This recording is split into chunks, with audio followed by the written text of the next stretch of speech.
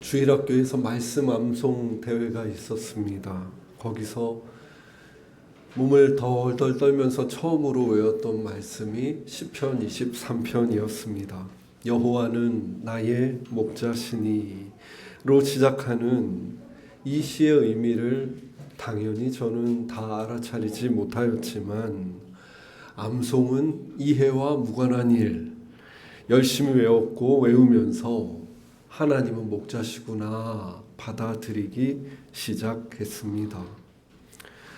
중고등학교 때도 시편 23편은 제 안에 살아 있어서 저는 기도하며 나를 푸른 초장 쉴만한 물가로 인도해 달라고 목자이신 하나님께 청했습니다. 그분이 마침내 도착하게 해주실 푸른 풀밭이 내 인생에는 어떤 모습으로 다가올까 무척 궁금했던 것 같습니다. 그러한 인도를 갈망했던 청소년기와 청년기를 지나는 동안 푸른 풀밭은커녕 사망의 음침한 골짜기와 같은 시간이 찾아오기도 했습니다. 저는 당연히 목자여 빨리 저를 푸른 풀밭으로 인도해 주십시오 기도했습니다. 하지만 시편 23편 말씀은 제 기도 속에서 자꾸 우렁우렁 살아나더니 그것은 목자의 방식이 아니라고 알려주었습니다. 다시 말씀을 상세히 읽어보니 23편 4절이 이러합니다. 내가 사망의 음침한 골짜기로 다닐지라도 해를 두려워하지 않을 것은 주께서 나와 함께 하심이라. 주의 지팡이와 막대기가 나를 안위하시나이다. 목자이신 하나님은 우리가 죽음의 공포를 느끼는 생의 골짜기에서 기도하면 마법처럼 우리를 그곳에서 벗어나 풀밭으로 인도하시는 분이 아니었습니다. 그분은 그 골짜기에 함께 계시며 우리가 그 골짜기에서도 하루하루 그 길을 감내하며 끝까지 갈 수 있도록 보호하고 지켜주는 분이셨습니다. 덕분에 골짜기를 빨리 끝내달라는 기도의 방향을 바꾸어 여기 골짜기에 계시는 하나님, 당신을 알아차리게 해달라고 기도했습니다. 세월이 흘러가면서 시편 23편의 목자를 이해하는 방식과 기도의 방향이 이렇게 조금씩 변해가고 있었던 것입니다. 저는 요즘 하나님의 원수가 되는 거짓 선동 그리고 폭력적인 행동들을 보면서 원수의 목전에서 상을 차려주시는 그 목자를 바라봅니다. 모든 것을 바로잡으시는 심판의 하나님, 그의 변혁이 이 땅에 이루어지기를 희망하다 보면 삶의 중심을 하나님께 두고 저 원수들의 선동과 그들의 존재에 흔들림 없이 이 길을 가야겠다는 단단한 마음이 듭니다. 그리고 시편 23편에서 제가 아직 다 이해하지 못한 부분, 마지막 절 6절인 내 평생의 선하심과 인자하심이 나를 따르리니 내가 여호와의 집에 영원히 살리로다 라는 말씀을 제가 죽음을 앞둔 그 순간에 알아차리고 나의 고백으로 고백할 수 있으면 좋겠습니다.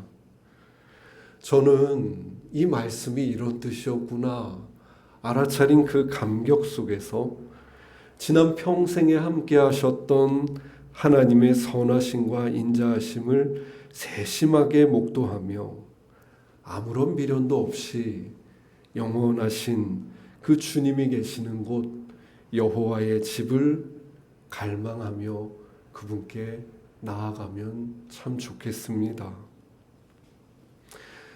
이렇게 어린 시절 주일학교에서 있었던 말씀 암송 대회에서 외웠던 시편 23편이 세월 안에서 깨달아지고 기도가 되고 신앙의 지향이 되는 것을 보면서 저는 말씀이 정말 살아있는 것이라는 것을 믿게 되었습니다. 우리 신앙의 선배인 교부 그레고리오는 말씀의 이러한 모습을 가리켜서 성경은 읽는 이와 함께 자란다 라고 말했습니다. 매 순간 우리의 인생은 멈춰있지 않고 강물처럼 흘러가는데 저마다 다른 역사의 장면을 만나고 영적 필요를 느끼는데 그 순간순간의 말씀이 늘 새롭게 드러나며 삶을 애워싸는 것을 목도하며 우리 인생만 자라나는 것이 아니라 함께 품은 말씀도 자라난다 라는 고백이었습니다. 우리가 믿는 예수님은 나사렛이라는 갈릴리 지방의 남부 도시에 사셨습니다. 나사렛에 무슨 선한 것이 나겠느냐라는 그 당시의 관용어가 있을 정도로 그 동네는 비천하고 작은 동네에 불과했습니다.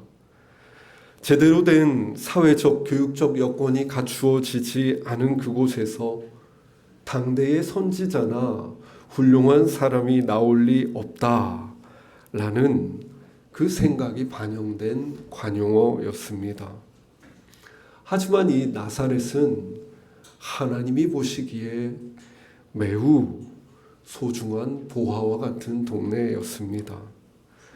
더 구체적으로 말하자면 나사렛은 하나님의 말씀이 이루어지는 공간이었습니다. 그곳에는 당시 아무도 눈여겨보지 않았던 마리아와 요셉이 나고 자라고 있었습니다. 누가복음 1장 26절은 천사 가브리엘이 하나님의 보내심을 받아서 도착한 곳이 나사렛 동네라고 말합니다. 하여 그 나사렛에서 가브리엘은 마리아를 만나 잉태하여서 아들을 낳을 것이고 그 이름을 예수라 하라고 말하며 이 말씀을 들은 마리아는 주님 말씀하신 대로 내게 이루어지이다 라고 응답을 합니다. 여러분, 이 하나님의 수태고지와 인간의 응답이 일어났던 땅이 바로 나사렛이었습니다. 합리적으로 추론해 보자면 엄마가 된 마리아는 예수와 함께 나사렛 그 동네에 사는 동안 천사 가브리엘이 자신을 찾아왔던 그 집을 여러 번 지났을 것입니다. 그리고 그 상징과 같은 집에서 있었던 일을 생생하게 전해주는 엄마 마리아의 이야기를 들으며 예수님은 그 집을 바라보았을 것입니다. 성경에서 말하길 예수님은 12살 시절에 이미 내가 하나님의 아들이다 라는 분명한 인식을 가졌다고 나오는데 이러한 인식의 시작도 엄마인 마리아의 이야기 속에서 사실은 주어진 것입니다. 가브리엘이 마리아를 찾아왔을 때 그가 지극히 높으신 자의 아들이라고 일컬어지고 주 하나님께서 다윗의 왕위를 그에게 주실 것이라고 말했다는 이 이야기를 어머니를 통해서 듣고 또 들으며 예수는 내가 하나님의 아들이구나 라는 정체성을 품기 시작했던 것입니다. 이처럼 마리아와 요셉 그들의 신앙과 삶은 예수님이 나사렛에서 자라는 동안 예수님을 둘러싼 1차적인 환경이었습니다. 그러나 부모는 어린 아이들에게 하나의 세계가 되어줄 수 있을지 모르지만 영원히 아이들을 둘러싼 세계로 존재할 수는 없습니다. 아이들이 자란다는 것은 곧 부모라는 세계를 떠난다는 말과 다르지 않기 때문입니다.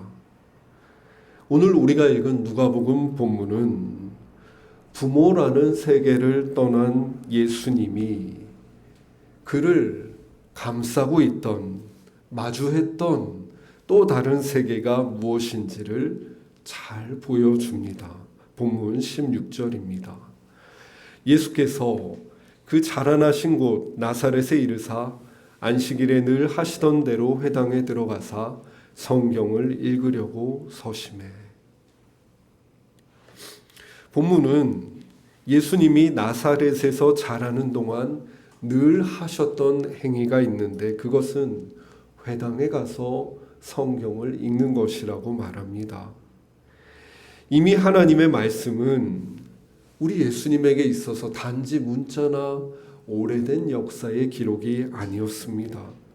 그 말씀은 우리 어머니 마리아의 몸에 이루어져 내 어머니의 현실을 직조하는 하나님의 능력이었습니다.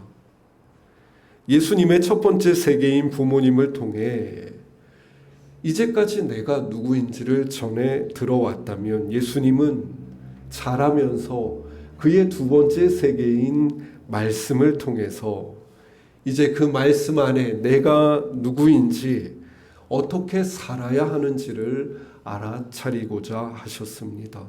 마치 이 고고학자가 감추인 작은 땅속 흔적들까지 어떤 의미가 있는지 관찰하고 샅샅이 조사하듯이 예수님은 말씀이라는 세계 안에서 내가 누구인지 찾아가기 시작하십니다.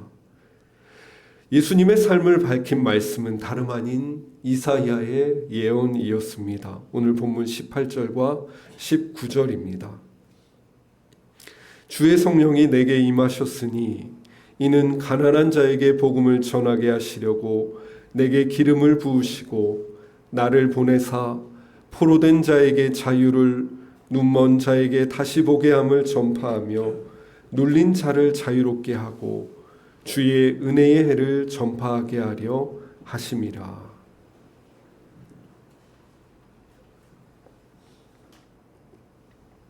예수님이 어린 시절부터 회당에서 수도 없이 읽고 들었던 그 말씀, 예수님이 아이였을 때 품고 나사렛 동네 거리를 뛰어다녔던 이 말씀은 이제 성경 안에 머무는 한 대목이 아니라 예수님 그분의 삶에 성취된 말씀이라는 것을 예수님은 감각하십니다.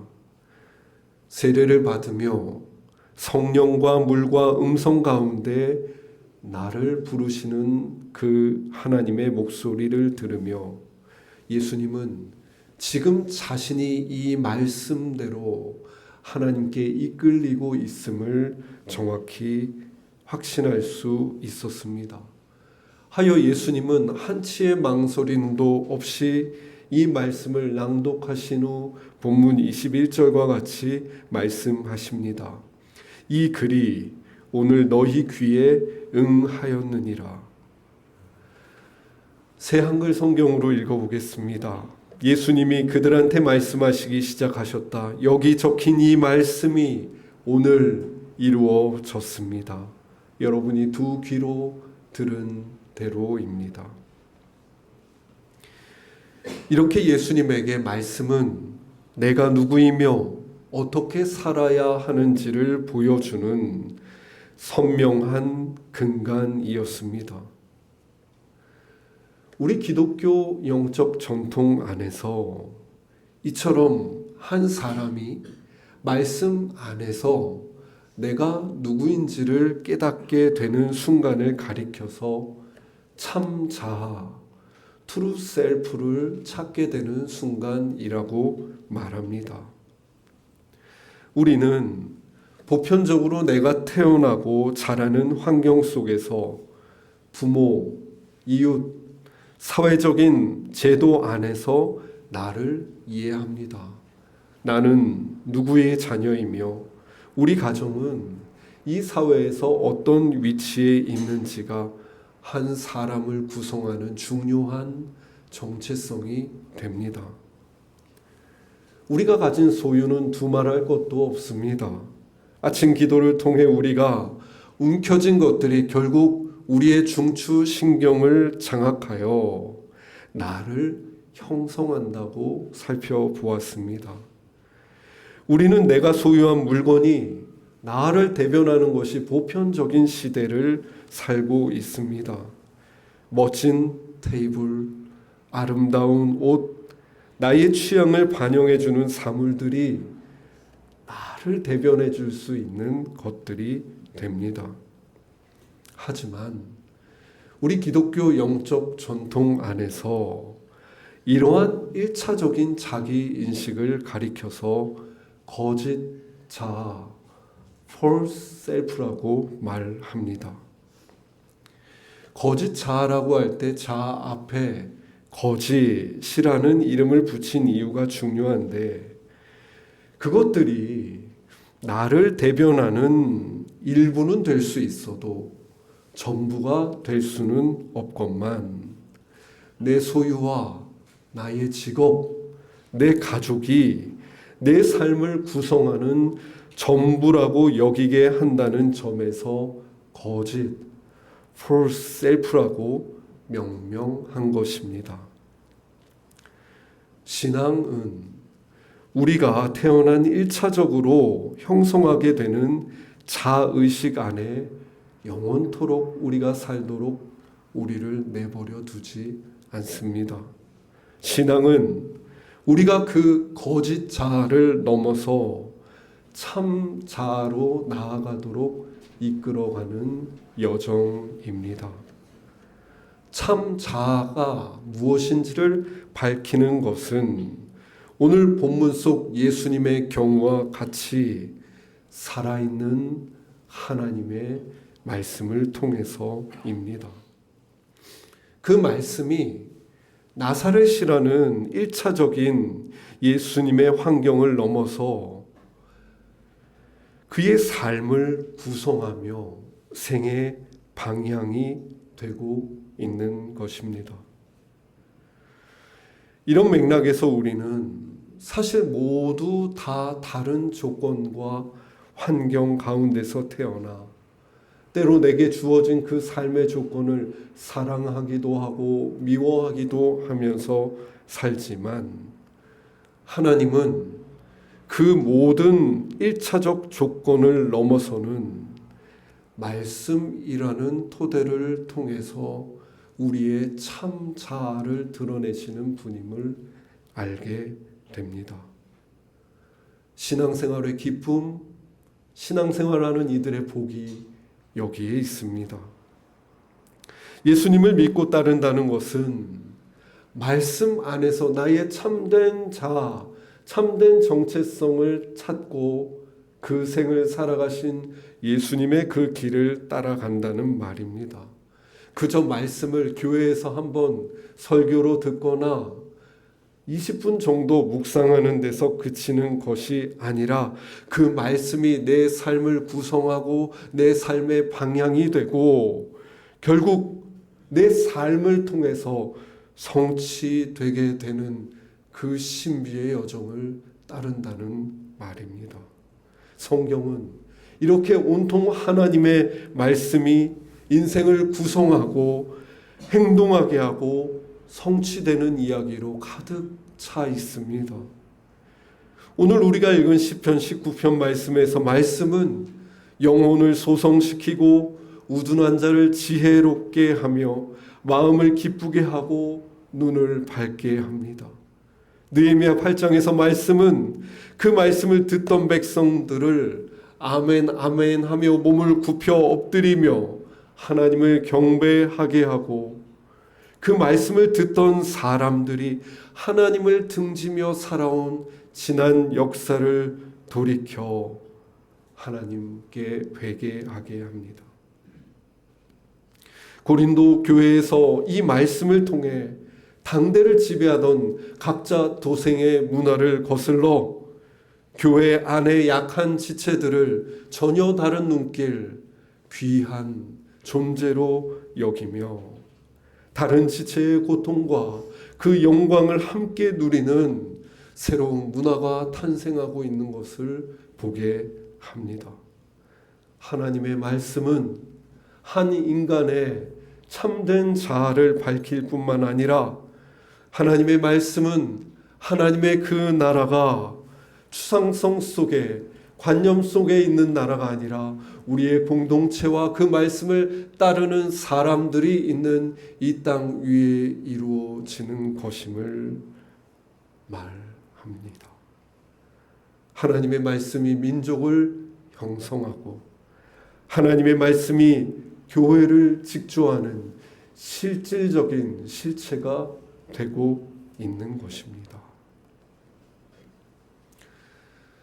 하나님이 사랑하시는 숲가족 여러분, 우리는 민족의 명절인 설을 맞았습니다. 우리에게는 이 새해가 되면 새해 복 많이 받으십시오 라는 서로를 축복하는 좋은 문화가 있습니다. 여러분, 이번 설에도 그 인사를 주고받으며 마음으로 진심으로 빌어야 합니다. 그 복이 그저 우리의 거짓 자아가 갈망하는 복이 아니라 우리의 두 번째 환경이신 말씀 안에서 참 자아를 찾아가는 복이 되게 해달라고. 우리가 받을 복이 그저 한 해 동안 좋은 일이 계속 일어나는 것을 넘어서 하나님의 말씀이 내 삶에 이루어지는 것을 목도하고, 하나님의 말씀이 우리가 마주한 이 역사적 현실 가운데 의로 이루어지는 것을 바라보고 우리 교회 위에 성취되는 것을 바라보는 것. 여러분, 그것이 우리 그리스도인들이 누리게 될 참된 복이며 청해야 할 복이 아니겠습니까? 이 갈릴리 남부 작은 마을 나사렛에서 우리 예수님의 참된 환경이요 토대가 되었던 말씀이 그분의 삶을 세심하게 인도하며 이루어 가셨듯이, 시작된 을사년 한 해에도 우리의 조건, 우리의 상황, 우리의 1차적 환경을 넘어서 하나님의 말씀이 나를 둘러싼 진정하고 참된 환경이 되기를 바랍니다. 그 안에서 우리가 삶의 길을 찾고 따라가는 복이 우리 모두의 한 해에 함께 하시기를 간절히 바랍니다. 기도드리겠습니다.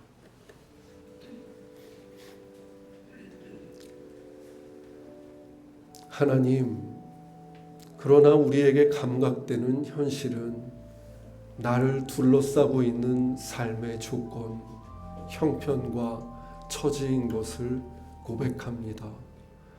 우리가 그것들에 사로잡혀서 더 이상 하나님을 보지 못한 채 원망하고 탄식하고 전망을 잃어버린 채 지냈던 무수한 날들도 생각납니다. 그러나 하나님, 올 한 해 우리가 이러한 1차적인 우리의 환경과 조건을 넘어 우리 인생을 이미 둘러싸고 있는 하나님의 말씀이 있음을 보게 하여 주십시오. 나를 형성하고 나의 참 자아를 드러내며 내 삶과 이 땅과 시대 가운데 여전히 성취되고 이루어지고 있는 하나님의 말씀을 보고 그 말씀이 내 삶에 성취되는 참된 복이 되기를 갈망하며 살아가게 하여 주십시오. 주님의 공의, 주님의 정의가 필요한 우리 사회 역사적인 이 현실 순간순간들을 주님 세심히 바라봐 주시고 주님을 신뢰하고 믿는 한 사람 한 사람을 통해 당신의 의를 여전히 이 시대 가운데에도 이루어 주십시오. 예수님의 이름으로 기도드립니다. 아멘.